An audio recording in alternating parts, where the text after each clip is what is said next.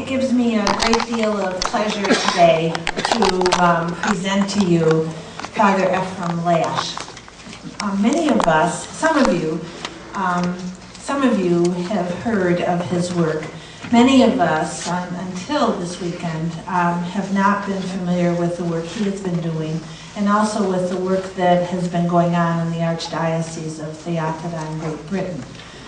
Father comes to us from Manchester, England, and in the past few days he's been re-immersed into American culture and learning and thinking about some of the issues we're addressing in English. Some of us had time to spend a little bit of private time with him yesterday and found him to be absolutely delightful and full of wonderfully thought-provoking ideas. His shortened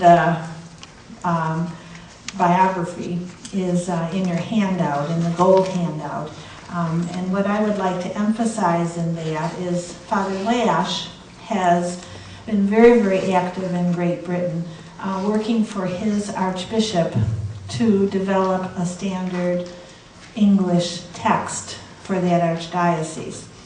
He said to me a shocking thing yesterday, because here we assume in England that there's lots of English going on, right? And he said, you're actually farther ahead than we are.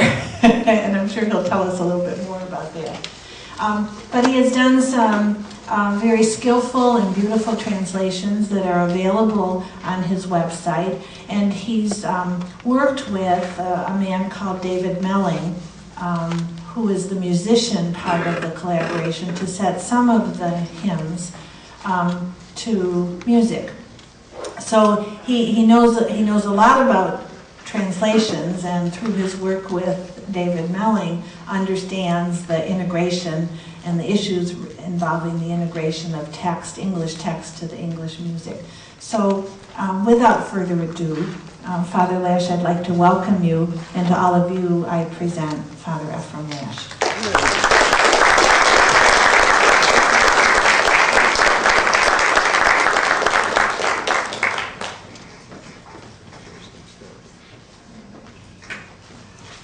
Right, well, good morning. It's still morning yet.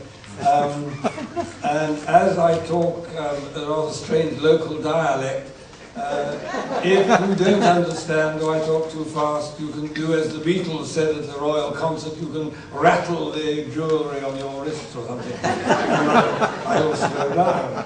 Now, well, it's a great pleasure to be at Holy Cross. I've been a number of times to the rival establishment down the road in Yonkers, St. Vladimir's, a number of times, trying to spread the good word among the ex-Russians. Now I've at last made it here to the ex-Greeks.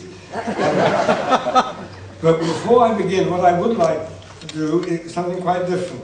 On Tuesday, just before I was getting ready to leave, I heard that Metropolitan Antonius Bloom had died. He'd been very ill for a long time, and he was one of the great pioneers of the Orthodoxy in the West.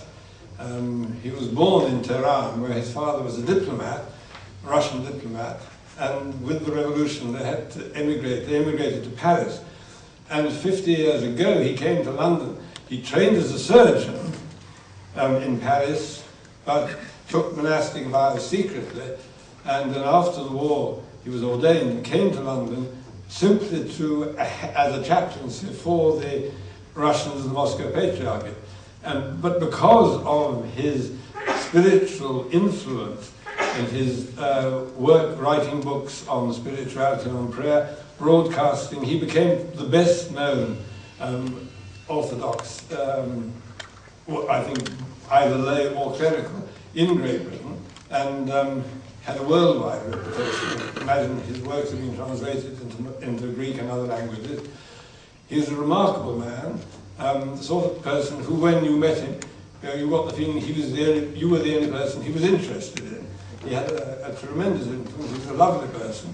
I met him on a number of occasions, and his death is really the end of an era. He's built up Orthodox. He's the best like advertisement for Orthodoxy. So I think we might just say just the prayer for the dead, for him, for his eternal memory.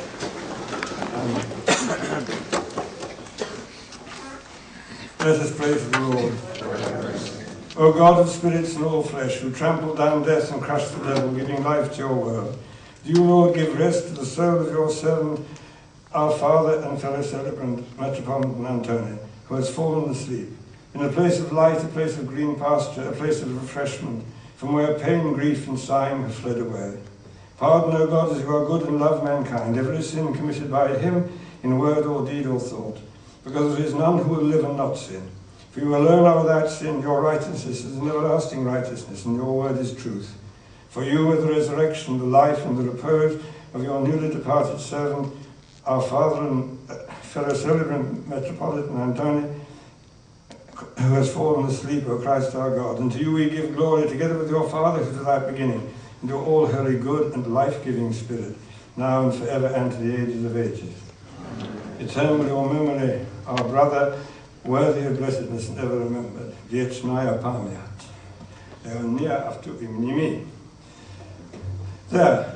And perhaps I will start with a couple of stories about the Metropolitan, because when I had prepared my talk, the opening paragraph, and when I talked a little bit to Vicky after I arrived, I realized that I had absolutely no idea of what the state of these problems was in America, and so I realized, well, I could just tear up the paper and start again.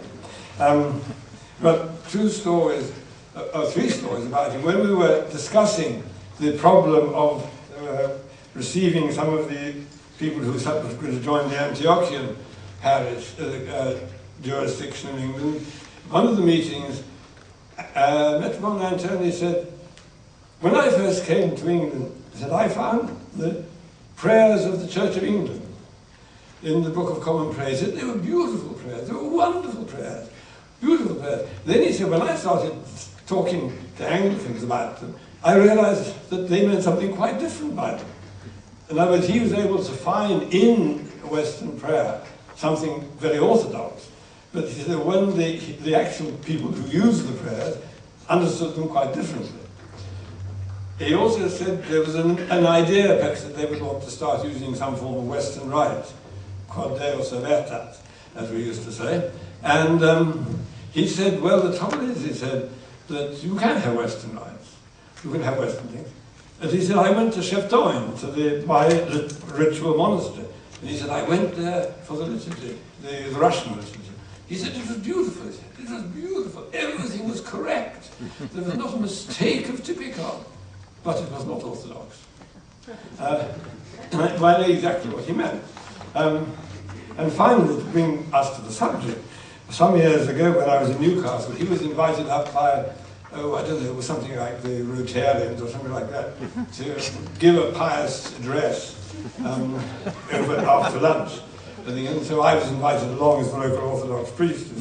And the custom was they used to start with a reading from the Holy Scriptures. And so there was a pile of Bibles with him that organised it. Oh, but Archbishop Bloom, he said, which one would you like to read from? So I looked along them, you see, and I saw the RSV, you see, and so I said to him, you've given your blessing to that one. Oh, have I, you see? I'd better use it, hadn't I? In other words, I sometimes wonder when, you know, hierarchs give blessings, whether they've actually looked at what they're giving blessings to. Now, let's get down to serious things. All Orthodox rely to a greater or lesser extent on translations. The Orthodox Old Testament in Greek is a translation from Hebrew and Aramaic.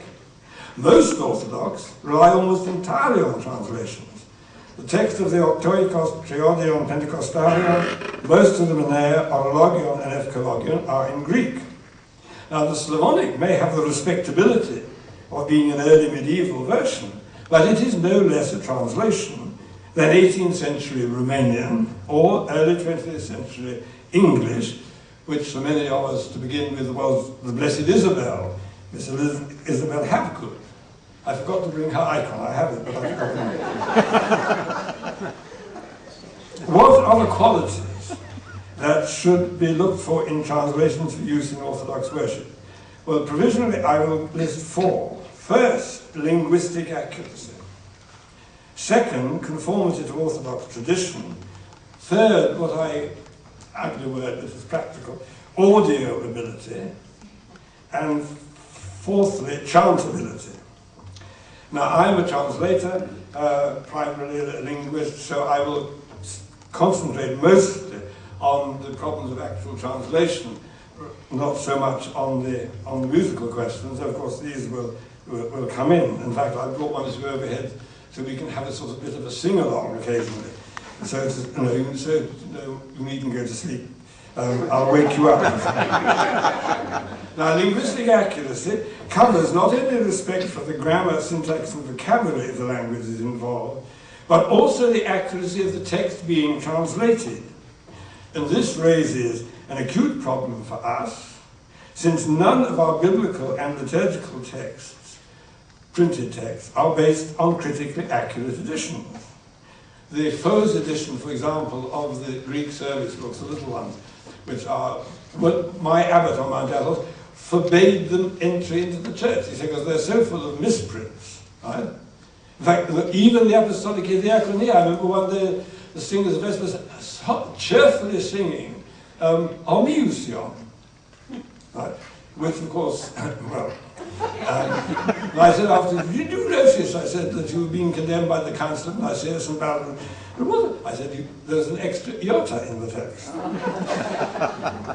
Now, the preface to the edition of the Greek Bible, the Agia Graphi, issued with the authority of the Holy Synod of the Church of Greece, states in its introduction that the text of the Old Testament is that of the German scholar Ralphs, except where the texts are used liturgically, when the texts of the Minea are used.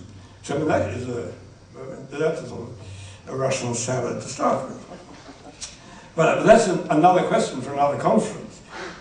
Leaving these questions, let us consider some of the general problems of translating.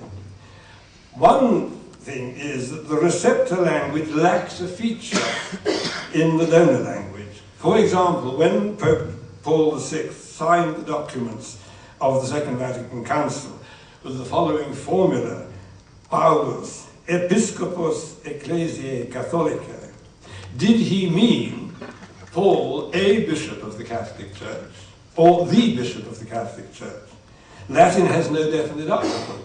Therefore, either translation is possible. This is an interesting point. The same ambiguity affects Slavonic and Russian. Many of the notorious anti-Jewish texts in Holy Week refer very often in Greek simply to Judeos, to Jews, rather than the Jews. But it is very easy for a translator to slip a "the" in without noticing. I've done it myself, translating some of these texts, the Jews, when in fact the Greek doesn't have it. And I remember Metropolitan Antonio one day remarking that he found the Slavonic of these texts far less offensive often than the English appeared to. And I think it was largely because of that. Now let us look at the opening of St. John's Gospel, if this works. Wait up, yeah. Now, here is the opening verse of St. John's Gospel to illustrate this point. And I put it up in the Greek, the Latin Vulgate of St. Jerome, the NRSV, and the Revised English Bible, which was a revision of the New English Bible, came out in the 80s, to illustrate ways of translating this text. Notice, you see, that the Latin, together with the Slavonic, but I haven't got the Slavonic on there, but it's the same, cannot preserve the distinction in Greek between the word God, theos, with and the word theos without the definite article, since they have no article. English and French, on the other hand, do not normally use the article with proper names. If you're talking in Greek, you say, Pui eni o Yannis, right? But you wouldn't say in English, where is the John?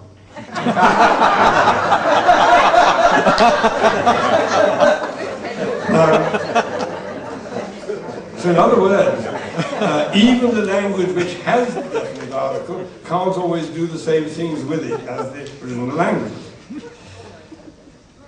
The Latin could equally well be understood, and God was the Word.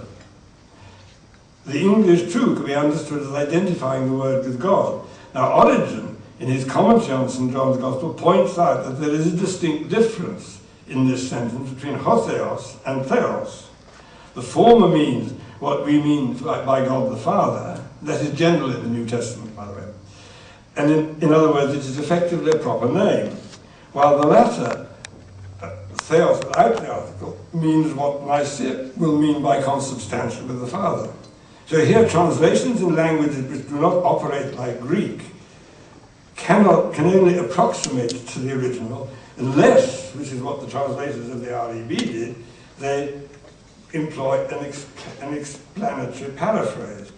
In fact, you see, the REB conveys very well what St. John is trying to say, but they can't do it except by a paraphrase. There is a further problem that the word logos, the word word, is only a partial translation of the Greek word, as a glance at the lexicon will show. If you look at Little and Scott's big lexicon, there are 5.5 columns of small print devoted to the meanings of logos in Greek. And they remark that it is very rarely used of a word like cat, mat. This is very rare in Greek for the word logos to mean a word. French tries to get round this problem in the passage of St. John by using verbe with a capital V. But in English we use word, and I think this is important to remember, because our texts, our liturgical texts, constantly play on other meanings of logos and its cognates, like logikos, which does not mean wordy. It means rational or spiritual. The logiki latria of Romans 12:1, which we use in the liturgy. Or, and here's the next one, the logikon gala of 1 Peter 2:2. Now there is the first epistle of St. Peter, chapter 2, verse 2. And some ways of translating it. And here I want to draw your attention to the two 16th, 17th century English translations, the Douay version, which was done by the exiled Roman Catholics, starting in the 16th century with the New Testament, early 17th century with the Old Testament, which is earlier than the King James Version. And you will notice that the King James Version has translated logikon gala by the pure milk of the word. Now, I submit that nobody confronted with that sentence in Greek, unless he had an axe to grind, would translate logikon gala by the pure milk of the word. And this is, I suspect, a deliberate attempt by the Protestant translators to force St. Peter into the good Protestant doctrine of the sola scriptura. In other words, those people who are enamored of the King James Version needed to be warned that this is a version made by a pack of Calvinists, Lutherans, and other heretics. There is no reason that this heretical translation should be imposed upon an unsuspecting Orthodox public. Now, I think this is important. And now we come to a further example of this. Now here is a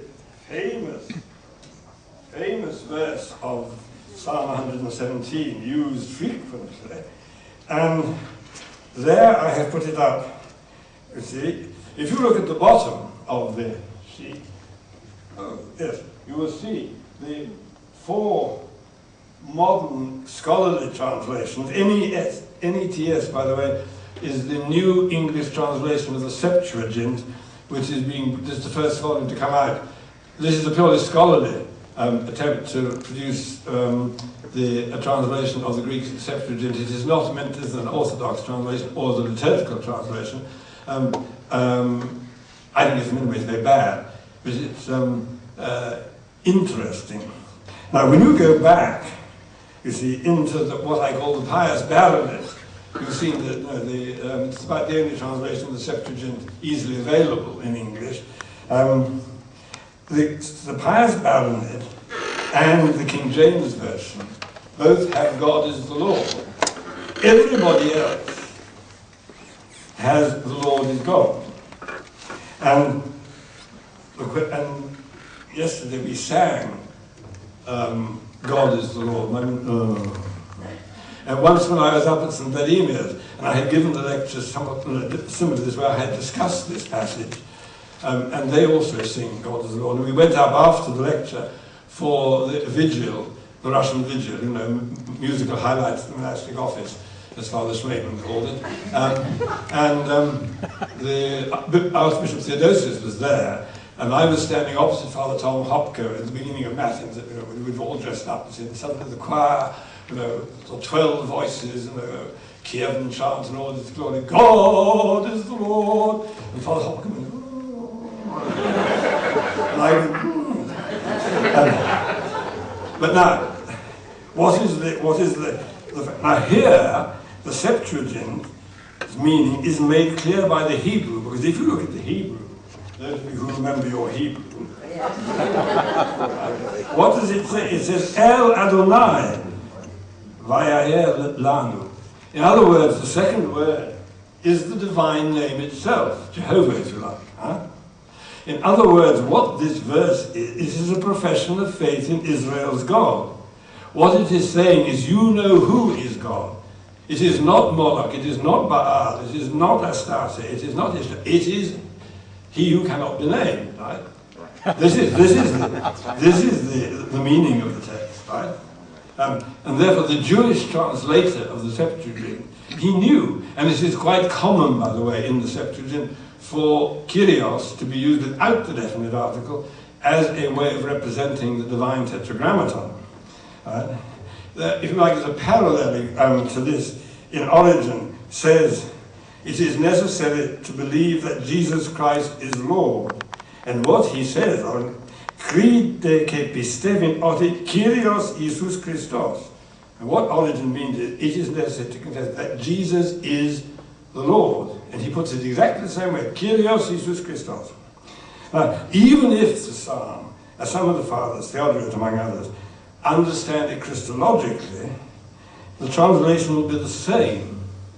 And I think this is one thing I would say to the musicians: you will please protest at people who want to set it backwards.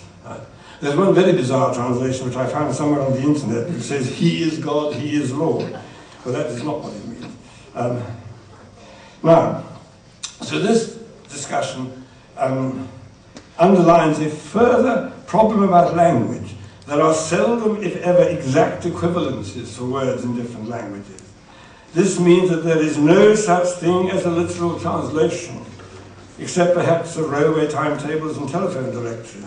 But even then, if it is your favorite holiday journey to go, I don't know, I can't think of any proper examples, right? Say from London to Brighton on the Brighton line, you have romantic associations. Even to read the railway timetable, it'll be different for you to the person who never goes to Brighton.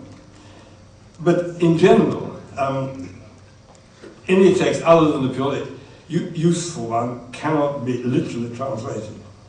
On the other hand, the original should not be deliberately mistranslated for imagined theological reasons. Now, all the English translations for the offices of the 40th day after Pascha speak of the Ascension. They begin the translation of the Apodiktion, you ascended in glory. If you look at the text, you will see that it's not what it says at all. It says, Analipthis en doxi, and that is also true of the Slavonic. You were taken up in glory. And all the liturgical texts, and all the scriptural texts, referring to what took place on the 40th day after Pascha, refer to Jesus as being taken up. And to adapt a remark I once heard in an Anglican sermon in Cambridge, there is no need to be afraid that you may be suspect of Arianism if you translate what the text actually says. Now, the first thing here is that the paradoxical fact that the greater the translator's knowledge of the language, the greater the difficulty of translation. It is much easier to translate Greek if you don't know any Greek. This is because the translator knows just how much is being missed, how many nuances of meaning cannot be conveyed in the translation.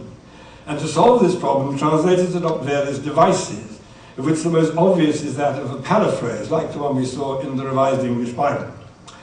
If liturgical texts are one of the principal means by which the truths of the faith are handed on, if they are one of the principal vehicles of the tradition, then translations must be as precise and accurate as possible. One technique, which is used by some of the ancient translators of Greek into Syriac, is to use two words for one in the original. And as I'm part of the Syriac mafia, I propose this to our translation committee to translate the petition in the litany, Iper preonton odiporuton asuntan kamnoton Katie soterias afton.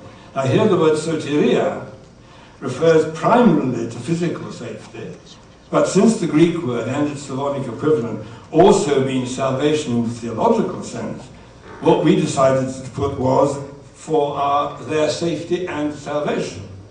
Now this is not a mistranslation. We have unpacked the possible meanings of the word, and the Russian diocese in Great Britain has adopted our translation as well. Another way of trying to achieve absolute fidelity to the original is to adopt the technique of the Slav translators, who employed a rigorous method of word-for-word translation, even to preserving as far as possible the exact order of the Greek. And they also, I think, established word lists, so that as far as possible the same Greek word is always translated by the same Slavonic one. This sometimes produces curious effects in translation, but it does mean very often that the Greek behind the Slavonic has preserved the Greek, if you like a flying amber. Now the second problem is one of connotation, and even sometimes the denotation of words in languages where living speakers cannot be consulted. This is related to the problem of ancient religious texts from cultures that are remote from our own. And I will quote now a paragraph from Professor James Barr, very important book, The Semantics of Biblical Language, which he wrote in the 60s. And he says in the first chapter, between today and the men of the Bible, and between the men of the New Testament and those of the Old, there was a problem, therefore, not only of translation, but of transculturation. We have to consider, therefore, a linguistic gap between a Semitic language and an Indo-European, Greek, and our own modern languages, which might be Chinese or Bantu, and the corresponding cultural gaps between the ancient Near East and the Roman Empire, and the modern world. It is doubtful, this is the point I want to underline, it is doubtful whether any other sphere of life than the theological has common people without special training so continually attempting a semantic transference across such gaps. I mean, this is more than simply a question of translation. I mean, it's a whole world. I mean, sometimes there are obvious ones. I mean, the Soson Kyrie is an example. None of the translations preserve the original, which is Tus Vasilis, the emperors of Byzantium, right? We all put something else. I mean, that's a question of what you then replace it with, right? But this is part of the problem, right? Or, as last night I noticed once or twice, the word cosmos was translated people, as the French say, je veux bien. But I'm not sure that I would not translate cosmos by people. Cosmos is more than people. So, now here I want to illustrate this. Perhaps this is hard work now. By the opening of Psalm 44, which is, of course, used by Anixos or Stoma and all that, so it's not entirely irrelevant to the musician. This will be a two-page one, but this is the first page. Now, there's the Hebrew and the Greek and the... first of all, just a few words. Now, some of the words which are needed. Oh, you can't read that. This is this is done on A4, which is European. It doesn't fit letter size, which is American. And I forgot to alter my computer to do it. The Hebrew word maskil probably means a type of song. Right? Comes from the root sakal, which means to be prudent or consider or to ponder. Hence, the Septuagint translates where the Hebrew has a maskil, it says is sinesin, for understanding. Right? And that goes through, you see, then into the Dowie version, but not into the King James, where they, because the Dowie, of course, is translated from the Latin Vulgate, the King James has a maskil, right? But the Orthodox text has is sinesin, right? You can't use the King James because there's theology behind for understanding. Second word, Shir Yedoth, a song of loves or a love song. Right? That's all right, but there's a problem, not going into here, why the Hebrew's plural, a song of loves, has become a singular in the Septuagint. However, what it is translated by in the Septuagint is Iper tu agapitu. It is a song for the beloved. Right? And that is a distinct difference from what you will find in the King James, a song of love. Right? In the psalm itself, right, Rahash, which probably means, it's a word related to a word meaning a stew pot, and therefore a thing which you stir. And so it's an image in Hebrew of bubbling and boiling, right? We'll come back to that. In the Greek that becomes exerexato, right? Bubble up. Now then, the word mahir, meaning quick, from a verb meaning hurry, and hence when used of a scribe, it is one who is a skillful scribe because he can write quickly. Right? So he's oxygraphos. The ready of the King James Version is now archaic and doesn't convey the force of the original at all. I'm surprised that the NRSV actually has preserved that archaism. Now the word oxygraphos is interesting. It's a Greek word for a shorthand writer. And is so used as the case by Socrates in his ecclesiastical history and other places. But the curious thing is I discovered, because the great thing about having all the Greek literature on CD, from Homer right through to the fathers, that the word oxygraphos is exceedingly rare in non-Christian Greek. And of 70 occurrences in ancient Greek, only 10 do not refer to this verse of Psalm 44. And the only non-Christian use of the word oxygraphos appears to be one in Philo of Alexandria, where it means a shorthand writer. That is one of those things that you say, there is a problem, I wonder why, because there's no reason why Demosthenes or somebody shouldn't talk about the shorthand writers, because they all had shorthand writers. John Chrysostom had shorthand writers taking down his sermons and so on. However, the title, as it appears in the Septuagint, is understood by the fathers Christologically, because it is Iper to agapitu, it is a song for the beloved, and who is the beloved? And that is why to write as Josie de Vink and Father Leonidas Contas do in the introduction to their translation of the Septuagint, and I quote, "The quaint titles have been omitted from the translation because they are generally incomprehensible. To put it no more strongly, that is to display an astonishing ignorance of Orthodox tradition. After all, St. Gregory of Nyssa devoted a whole book to explaining the titles of the Psalms. And for a translation, which it purports to be a translation for use by Orthodox, which says we don't bother about those titles, they're incomprehensible, seems to me a matter of concern. Perhaps we won't go in, but I've got a long discussion about the way in which these words are understood by the fathers. But the word which I've translated uttered, there's another sheet of this in here. we've seen that one for now. Now here are some modern here's more of the same bird. Mine's at the bottom. This is interesting because, as I said, often we don't know the connotations unless we can have consultants and a speaker. But here we have a guide. St. John Chrysostom, in his commentary, says that this word, exercere, denotes an involuntary movement, one over which one has no control. And it is also a word connected with the table. It means to go, it means to burp. I don't know what the American for that is. And so, in other words, what the psalmist is saying is that the prophet, possessed by the Spirit, disgorges what the Spirit gives him to speak. He can't control it. He suddenly goes, "Whoa!"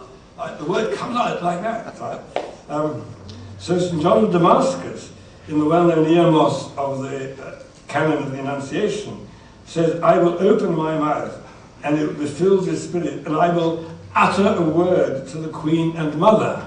But it's the same word he's using. In other words, that Earmos must be read with the psalm which he's alluding to in mind. And therefore, the translation of the psalm and the translation of the Earmos must relate. One of our problems, you see, is how do we make sure that the faithful pick up the biblical allusions in the liturgical text if the Bible translators exist in one department, the liturgical translators live in another, the musicians live in another, and the bishops live in an ivory tower. There was one translation I saw, thinking of our late beloved Queen Mother in England, who was not averse to a double Gordon's gin of an evening. Translated it, "I will open my mouth and filled with Spirit I will speak to the Queen Mother." Well, that might get, you might be right this side of the Atlantic, because you don't call Mrs. Bush the Queen Mother. But in England it has problems. Although we haven't got one at the moment, so it's fine. Now, Theophilus, he uses it of the eternal generation of the Word, because like the writer of the Earmos, he is thinking of Psalm 44. Origen also knows this interpretation. Clement of Alexandria, writing of this psalm verse, says, "Here consider with me the coming forth or begetting of the word of God from the substance of the Father." St. Augustine says the same, right? The whole psalm, says St. Cyril, concerns the mystery of Christ. And this, no doubt, is why he chose this psalm as one of the psalms of the royal hours of Christmas. I mean, have you ever considered, the psalms for the royal hours of the feasts? Two are taken from the ordinary, everyday, but one of them is each one chosen specially. And this is the special one that St. Cyril chooses for the hours of the royal hours.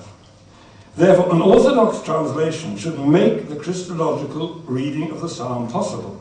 The one in the King James, in the prayer book and all that, "My heart is inditing of a good matter," hardly suggests the eternal generation of the word. Nor does that, but done by another well-known Orthodox translator who shall be nameless, "My heart is bubbling over with a good word." Now here again, the translation can only approximate to the original, and Neil and Littledale, two Anglicans who wrote a long commentary on the Psalms in the 19th century, right? It is almost impossible, they say, to enter into the very strict explanation of the eruption of the good word without falling into coarseness that modern taste will not entertain. The next thing, knowledge of the patristic tradition is very important for the translator. There's a particularly good example in the iambic canon for Pentecost, attributed to, but quite possibly not by St. John of Damascus. And if I say possibly not by, I am in the good company of St. Mark of Ephesus, who is always considered to be one of the bastions and pillars of Orthodoxy. So I can hide behind St. Mark if I think this is not by St. John. However, now, here is the first line of the Troparion. Oros velikos trekestatos logos. The meaning of this is not immediately transparent, and two published translations I have seen both get it wrong. One has arriving at the mountain, the word most sure and certain, and the other, having reached the end, the word who is most precise. And the standard printed editions of the Greek Pentecostarion tend not to put diacritical marks on the capital letters at the beginning of troparion, so that the Omicron can either be printed with a smooth breathing, oros, that is to say mountain, but the word should be printed with a rough breathing, oros, that is limit or boundary. And this is the reading, for those who understand Slavonic, this is the reading of the Slavonic. And the first version, therefore, arriving at the mountain, the translator has been misled by an error or misreading of the Greek text. The second translator has overlooked the fact that oros is masculine, second declension, not neuter. Sometimes translators, this is a quite elementary level, you know, the sort of, I don't know what the equivalent of, well, a 15-year-old ought to know that Greek better than that. Moreover, to use bino to go, velikos, with an accusative of the place whither, is, as the commentators say in classical, it's bold use. In other words, when Cicero or Demosthenes makes a howler, you say it's the bold use. Right? This is bold, right? The solution to the problem is that the phrase is based on the sentence in St. Gregory, the theologian's 30th oration on the Son. And I put it there both in Greek and English, so that you can check. But that translation, the English translation of the passage is not mine. I took it from Lionel Wickham's very good translation of St. Gregory of Nyssa. Right? In other words, you see, what the writer of the canon is saying is, as I put in my translation underneath of the word is the definition, right? This is what St. Gregory says, you see, that the word means definition, so that the Son is the definition of the Father, right?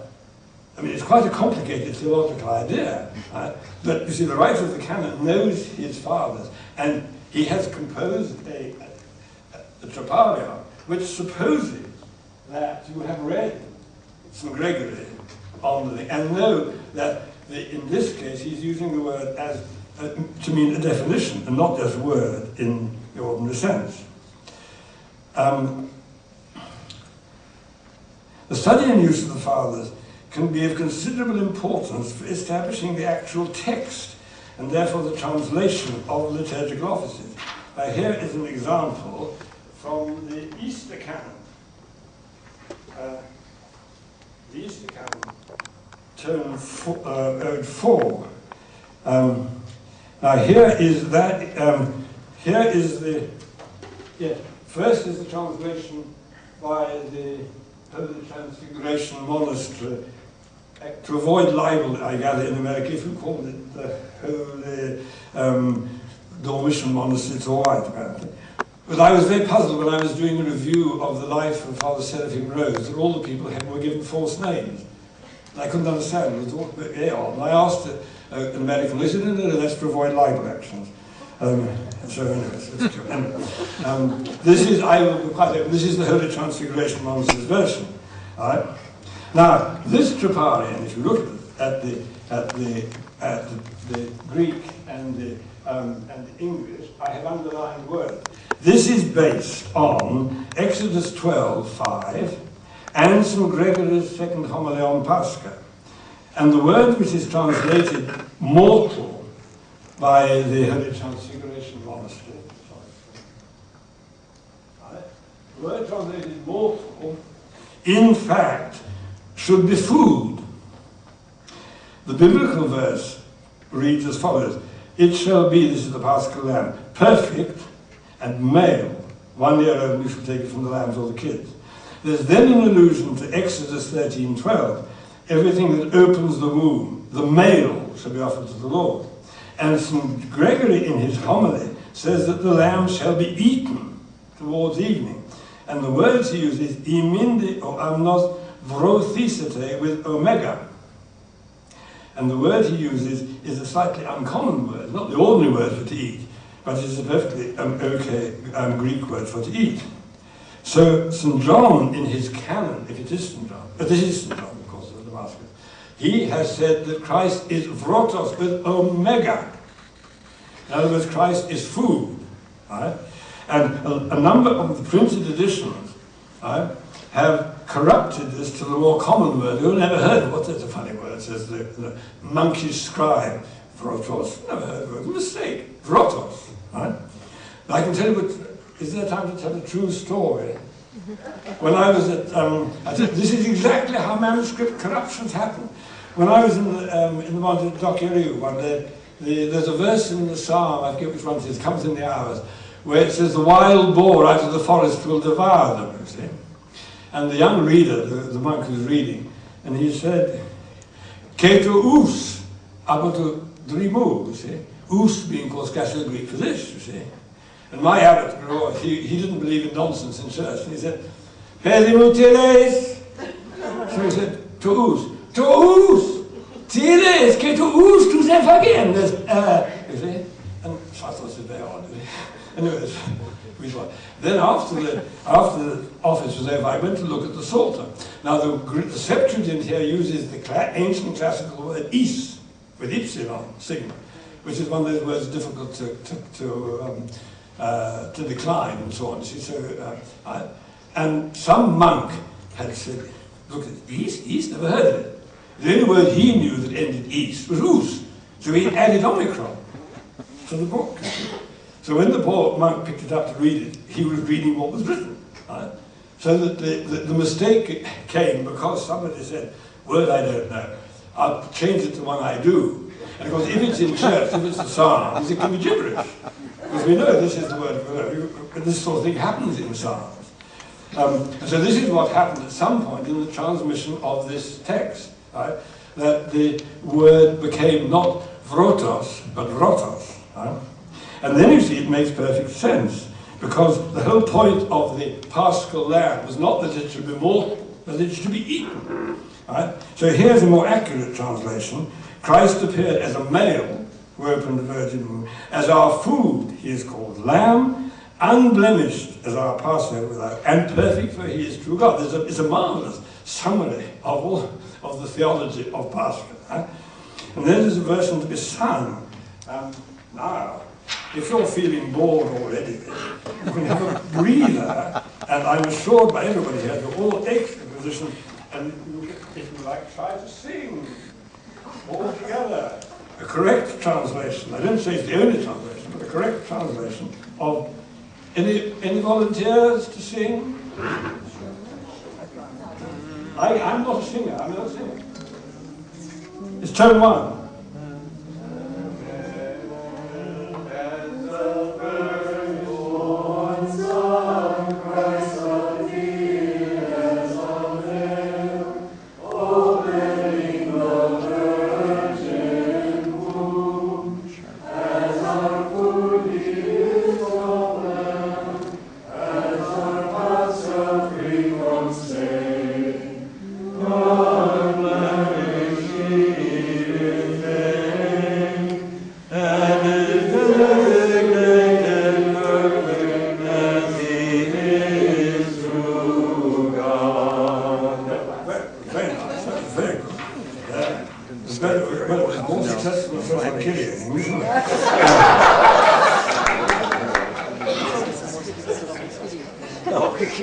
Now, the use of the fathers is not confined to the canons, but it hasn't yet received serious attention, and there's need of a great deal of work, much of which, without concordances and properly edited texts, will be simply hunch or reminiscence. Right? For example, part of St. Gregory the Theologian's sermon on Pentecost is taken verbatim as the first sticker-on for Vespers. Right? It's simply lifted. Right? And then a tune written. Both the Christmas and Easter canons begin with the openings of St. Gregory's sermons for the two feasts. The Easter exordium is more fully used in the famous Doxasticon at the end of Easter Matins. All that they've done is to remove a reference by St. Gregory to himself, tack on the Christos Anesti, And that's how you produce Anastasios Imera as the great doxasticon. It is straight from the fathers. Right? I mean, there are lots of others. The Feast of the Dormition, very interestingly, there are a number of quotations from Dionysius the Areopagite on the divine names. And this is deliberate, because, of course, Dionysius the Areopagite is one of the hierarchs who traditionally appears in the icon. Right? I mean, it's a huge field which has hardly been touched. Another thing, when I was translating the Office of the 1st of September, the puzzling troparion, it talked about the young man picking up the tribal chieftain on his back and running off with him. I thought it was very curious. And then this is the canon of St. Simeon Stylites. So I looked in the life of Simeon Stylites by Theodoret, and there the story is that St. Simeon says, right, he cured the young man, he said, right, to show it, you can take this Saracen chief off, carry him home to his tent. And then I said, huh. And I went back, and the canon of St. Simeon Stylites, that whoever wrote it, has sat down with the Theodoret's life of Simeon, and chapter by chapter, troparion by troparion, he has composed the canon. And this is we've hardly scratched the surface. One book that nobody should be without is the 3-volume commentary on the festal canons by St. Nicodemus Agoritis. Elizabeth Theocritus here has translated the part of the Easter canon. But St. Nicodemus, who was the most learned monk of his day, and he has gone through the great festal canons, troparion by troparion, simply saying things like, this phrase the poet has taken from, and he goes all the sources, even Homer is a wonderful one he's picked up from, well, we haven't got time, but I've got it somewhere else. It's actually marvellous. It's like we've taken from the Odyssey and applied it to Judas in the canon for Great Thursday. And that is a mine of information. And I once said to one of the distinguished members of the faculty of this institute, and he'd never heard of it. Never heard of St. Nicodemus's commentary. But that only deals with a very limited number. It's just the great feast and Holy Week. Right? Finally, on the questions of language and sources, I would like to one or two tricky passages in the liturgy. Now, the first is the blessing the priest gives at the little entrance. And the Greek has Evlogimen Isodos Tonagios. Right? And this is one of these insoluble problems. Now, the problem is the gender of tonagion. It may either be masculine, your holy ones, or it may be neuter, your holy place, ta'agia. And here, Theatira and Holy Cross differ. Holy Cross understands masculine, and we in London decided it was neuter. Ta'agia is the standard Old Testament expression for the sanctuary, and the only use in the Bible of the expression Isodos tonagion is, of course, don't know the Bible by heart. Hebrews 10:19. You do know, don't you, one of the stipulations of the second canon of the Second Council of Nicaea, which gives one of the qualifications for being ordained bishop? I better not tell you, because you might empty the most episcopal palaces.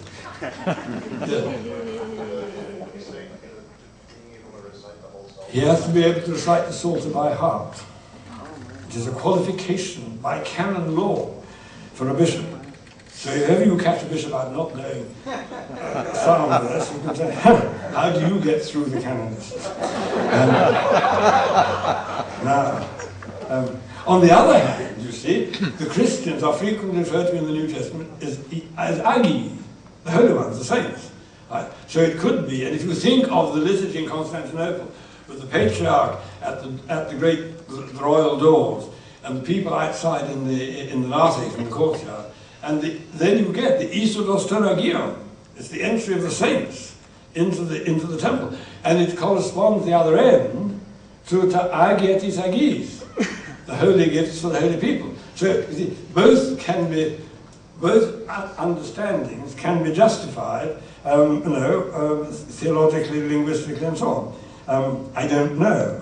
And linked to that, of course, is the other phrase, which, of course, we sing on weekdays, right? O energies, right? O energies, right? And in the Hebrew, you see, that again, this phrase, energies thaumastos, only occurs once in the Bible, and that is in Isaiah, not Isaiah. I object to the use of Protestant pseudo-Hebrew for perfectly good Orthodox words like Isaiah and Elias. If you call him Eliyahu, I don't mind at all. Because Eliyahu is what he's called in Hebrew. But he was only started being called Elijah by the Protestants of the 17th century. The Old English was Elias. No, that's a footnote. Now the reference in Isaiah is certainly to the sanctuary, right? But St. Nicholas Cavasilas, in his commentary on the liturgy, seems to think it's a reference to the saints. So again, I mean, these are insoluble problems. Now, now this is an important one. Oh well, yeah. Well, I just put the Isaiah passage up so that you can note it. Right? There's the passage from Isaiah. But now I want one which really has serious effects on. Am I over time yet? No. Well, it's all a shite or something. Now, the next one. This discussion affects music greatly. Now, most current Greek editions of the liturgy have the following exchange between the priest and the people after the words of institution. Ta sa ekton son si prosperomen, katapanta gedea panda. And the people reply, se numen, se vlogumen, se proskinumen. Now, the manuscripts, almost without exception, and the Slavonic here agrees with them, have not prosperomen, but prosperondes. Right? And this prosperondes was certainly being used still in Constantinople in the late 16th century, because there was an Anglican priest who was chaplain to the ambassador there, and we've written a lot on the Greek church in the 17th century, and he quotes it definitely as offering. Right? Now, the problem is, does this matter? Well, it does, because you see, the priest isn't giving a complete sentence. Right? The priest is introducing the people's reply. Right? You see, the priest, in other words, the priest starts the sentence and the people complete it. Right? And the second thing to notice is that the panta is neuter plural. It is not masculine. And therefore, translations that suggest it could refer to people are wrong. Right? It isn't on behalf of all, of everybody. I mentioned this in a lecture one day in Cambridge, and somebody said, oh, but you completely ruined. I have lovely thoughts, I think, of all my friends. I said, well, bad luck.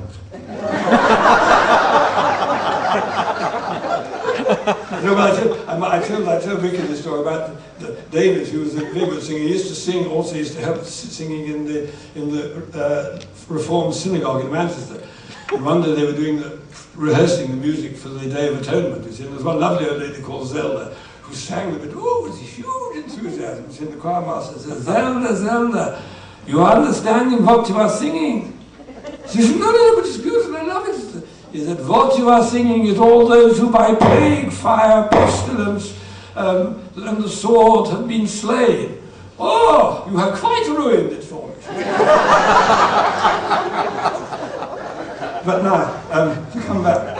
In other words, the first phrase, you see, dia katapanta, is a standard Greek phrase, just meaning in all things, in all things. You find all sorts of examples of that in the Bible: Genesis 24:1, 2 Maccabees 1:17, Acts 17:22. It just means in all things, right? And it cannot mean on behalf of all people. So in other words, these two phrases introduce the people's response. They do not complete what the priest is singing, right? And this is why it matters to the musicians, because it means that both music and the way you sing it must make that clear, right? In other words, it is analogous to the introduction to the Holy, Holy, Holy, right? Singing, shouting the triumphant hymn and saying, and you come straight in with Holy, Holy, Holy, right? This is the same. Offering you your own from your own. In all things and for all things, we praise you, we bless you. The katapantika, diapanta, belongs to the people's part. The priest should make a distinct colon after, as offering you your own from your own. In all things and for all things we praise you. I mean, I'm exaggerating, right?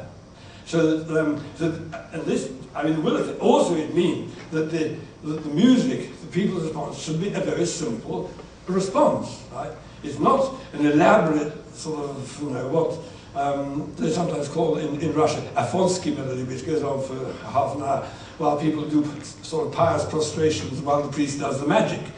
But no, this is what often, in practical liturgy, this is what often happens. We often criticize the Catholics for having all this sort of ringing bells and elevations, but it's nothing to what we get up to with the epiclesis. If you look at we were very careful with our translation. We put dashes, offering your own from your own dash, in all things and for all things that. And then we put commas through the rest. Because the whole of that passage goes, send down, changing them by your Holy Spirit so that those who partake.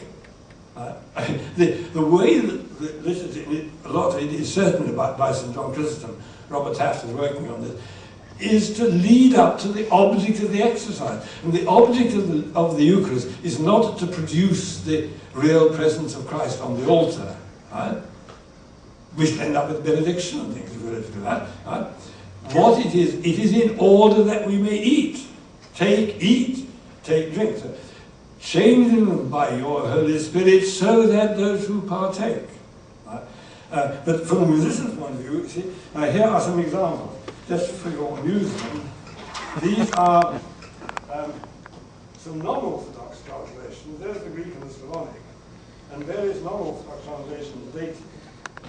Just for your amusement. And then here are some Orthodox translations, in which I've included two Anglican ones, or three actually, because they in fact get it right. Here are...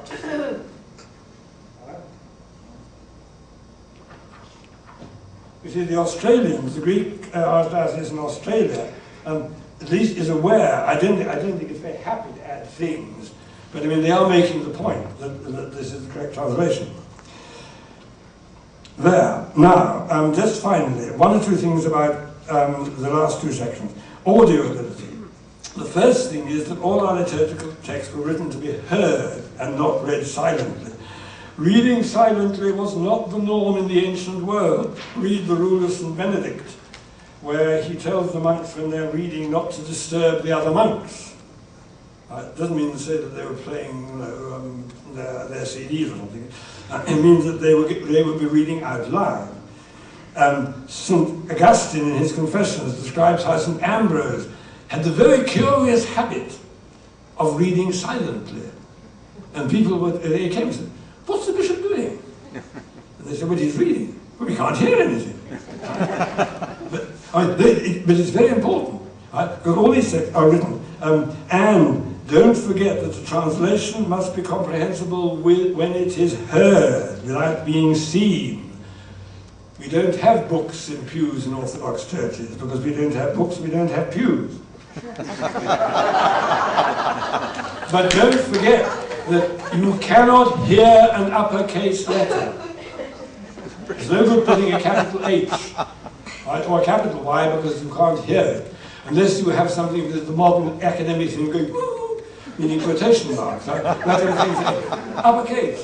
But you can't, no, but it's very important. Listen, here is one of the translations from the Holy Transfiguration Monastery.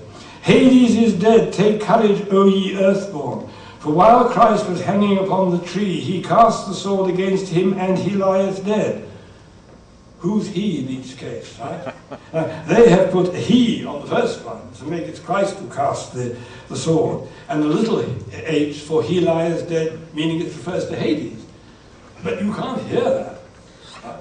You can't hear that one is a capital H and one isn't, right? Also, one of Miss Hapgood's less happy translations, I'm very fond of Miss Hapgood, maybe, she's lovely. But an angel stood before the myrrh-bearing women at the tomb, crying, spices are meat for the dead.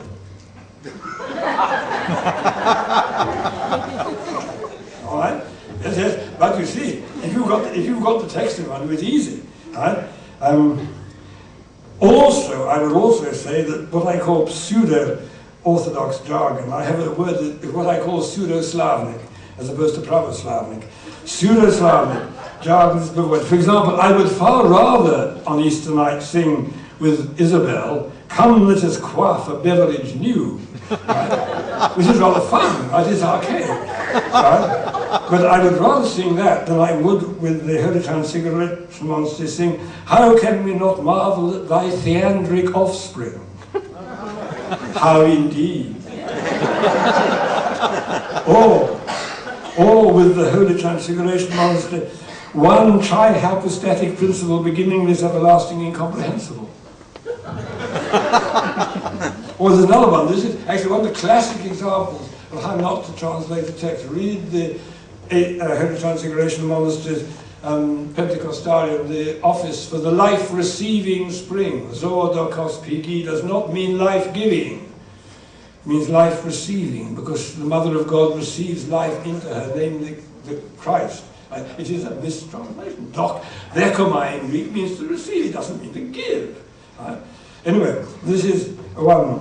This is to be sung, ladies and gentlemen, for it doth stanch the source of phlegm in pulmonic malady. Now, which leads finally to a thing of singability. Right. Now, although the writers like St. Nicodemus regard all the texts that are not in classical meters, as like the iambic canons, as prose, the majority of the stichera and so on are written in more or less strict metrical patterns, and the Byzantine melodies for these texts can be assigned to any text written to the same metrical pattern. Can this be done in English or in any other language? People have made attempts. The Holy Transfiguration Monastery has attempted this in their Pentecostarium. But the overall style, like one or two examples, is so rebarbative, this is virtually unsingable. Father Seraphim, who's with us, has done some excellent transcriptions of the melodies, though I must say I'm sometimes less happy about some of his translations. David Melling and I have completed the whole of Holy Week, including the entire 3 stases of the Encomia, the Matins of Pascha, and the complete office of the Little Paraclesis. Because idiomata are less of a problem because they haven't got to be fitted to a precise melody for some other set of words. And we've done a complete Sunday Anastasimataria with parts of Sunday Matins. And the method that we use, and this is where I end, we could have one example, where the method that we use for these metrical texts is I first prepared a straight prose translation, keeping as strictly as possible to the original, though not necessarily trying to preserve the order of words in the Greek. David then works on the music, and we then agree on the final text, either by email or I walk over to see him or he comes to see me. Right? And since Greek, because it often has more syllables than English, you sometimes have to do a little bit of adding. Right? What we try and do is if we try to add, and I think the writers of the hymns do, because they are trying to write to a strict pattern, and they will add in an adjective like holy, or they'll put O Lord, and then later on O Master. And I think you can see the same technique at work. You study the technique of this, you see. So we sometimes repeat a phrase, which again, I don't think there's anything either theologically or musically objectionable to that, right? So for example, the second phrase of Turismus Fragescentos, I po to ni you there, right? 1, 2, 3, 4, 5, 6, 7 syllables in English by the Jews, 3 syllables. I think you've got a problem if you want to try and fit that in. The Holy Cross decided the answer to that was to miss out by the Jews altogether, which is one way of solving the problem. As I say, so here is, well, would be like, we can have another thing. Now here is, yes, the ode 1 of the, then I'm going to stop, and you can get at me. Now here is the, you see, here is the technique at work. There is the opening traparia of the Keynote Lash, and on one side you've got my straight translation. Right? It's not the English and focus, it's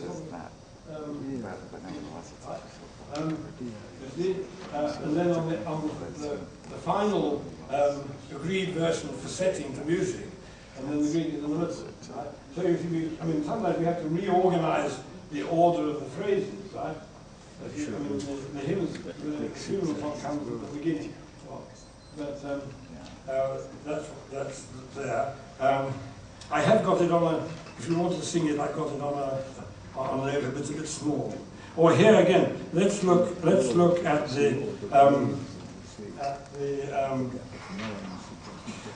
Traditus Fragicentos.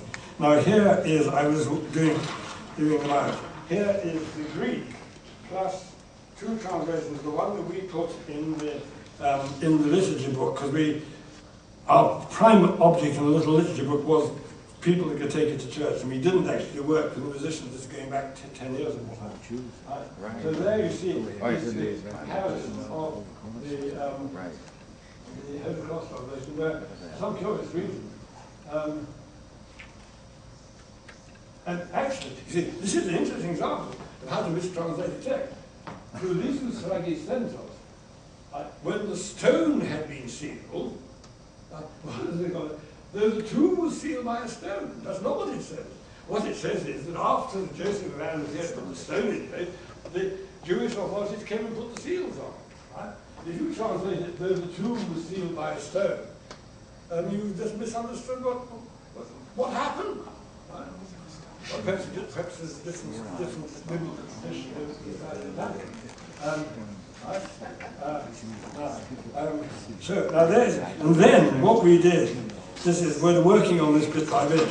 Here is an attempt to put that into a singable form for Traditus Fragicentos.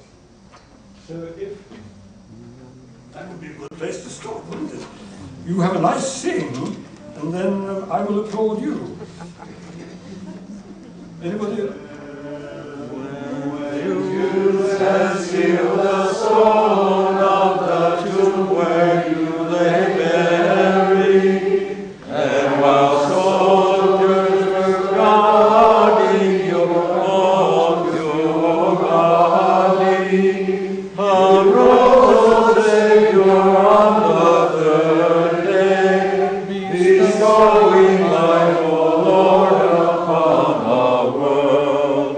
For this reason, all the powers of heaven bend, O Giver of blood, cry out to you.